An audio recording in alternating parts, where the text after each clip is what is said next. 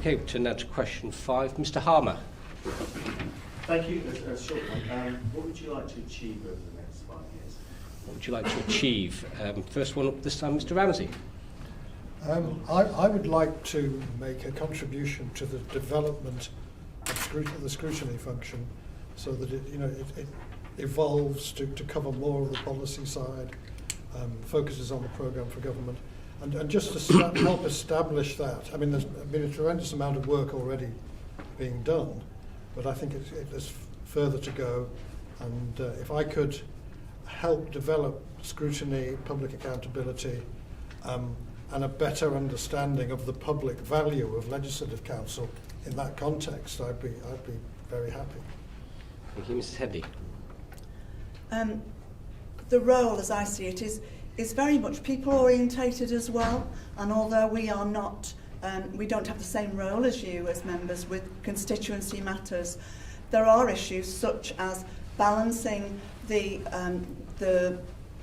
expenditure against the services we hope to provide, driving forward that economy, also environmental issues such as trying to open the door for young people to gain housing, but in a sector that really is environmental friendly.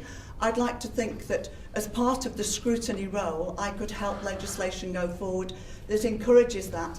I also was delighted to see in the budget that we are still continuing to encourage the active travel, and so I think that's the future. We're trying to encourage this new and fresh look at where we are going as an island and a unique island, and I'd like to think that if I was successful, I'm part of a collaborative team to take those issues forward.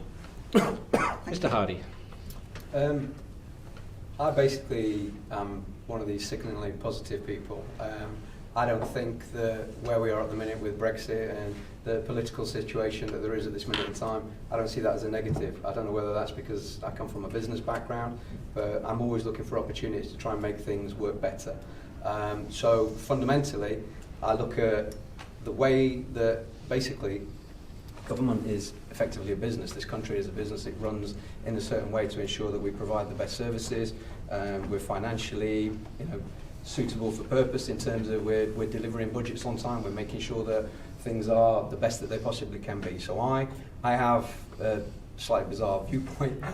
I do see opportunities all over the place. I think that things can be looked at with different ideas, and I think it's inherently possible to turn things that might not be working out particularly well and flip them around and make them a success. There's many times that I've turned something around and you step back and think, well, cracky Moses, that was a close one, but we did it. And I genuinely think that MLC roles, the review, the scrutiny, the MHKs, things are changing very, very quickly at this minute in time. So you have a scenario whereby things can happen, and that to me is the Isle of Man's strength. I think that there are opportunities that we're going to come across. There are things that are going to happen politically. There are things that are imminent, arriving, and I think it's how you deal with those things.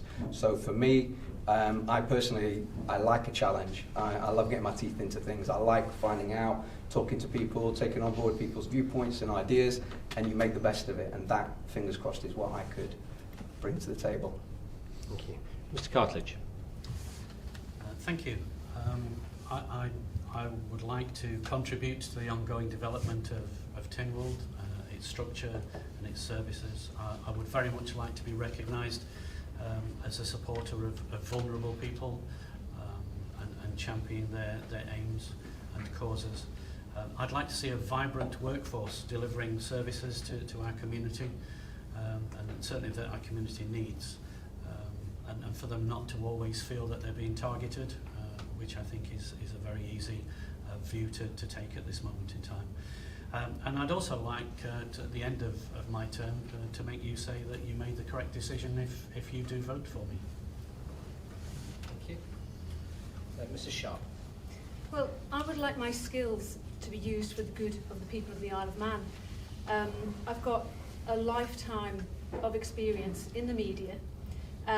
What I've done always is to look for stories which are not being told at the moment. So I think that this skill would be of use to the Legislative Council, especially if the role evolves. to allow members to do more independent investigations. I think that if I were to be able to carry on identifying problems in society which are not yet being talked about, and I could bring it to the attention of my colleagues, we could deal with those problems before they become crises. Thank you. Mrs. Poole-Wilson. I would like, through performing the role of a member of Legislative Council, to contribute to the best formulation of legislation and policy that we can have, which is not necessarily headline grabbing, but I think overall delivering good outcomes. And through that also, I think, to contribute to the contribution that the Legislative Council makes to that being more valued, or I mean, I'm not saying it isn't valued by members in the room. I think it is more to do with the public also recognising the contribution that the Legislative Council can make, really, to good parliamentary scrutiny and governance. I suppose on a more personal level, I am very passionate about our area of equality and inclusivity. It would be very important to me that that particular aspect of the programme for government is delivered well and scrutinised so that it's delivered well. I'm also very interested in our legal system and legal services being kept modern and working well and efficiently, and that would be another area that I would remain very interested in wanting to see evolve and develop. Mrs. Chambers. Thank you. Yes, by the end of 5 years, I think this role will have evolved a great deal. It's a time of great change in government, and I think that Legco has been seen in a very negative way in the media over the past few months, and that's something that I think that whoever you elect to sit on the board, that should be one of the first priorities, is to change that. And perhaps that needs some more liaison with public, and that's something that I'm sure a few of us would, with good communication skills, could perhaps be very I don't have very good communication skills today. Could be very good at putting into place. I'm very passionate about safeguarding in the work that I do, and that work cuts right across our whole society, safeguarding vulnerable people and making the island a place where people feel safe to bring up their families and bring their children back. And you know, it's lovely to talk about our countryside, but we need to make this place where we are a flagship nation and everything that we do is the very best quality. So in 5 years, I doubt we would have achieved all of that, but to be somewhere along the way would be very nice, and to be part of that would be wonderful. Thank you. Councillor Skinner. Thank you, Mr. Speaker.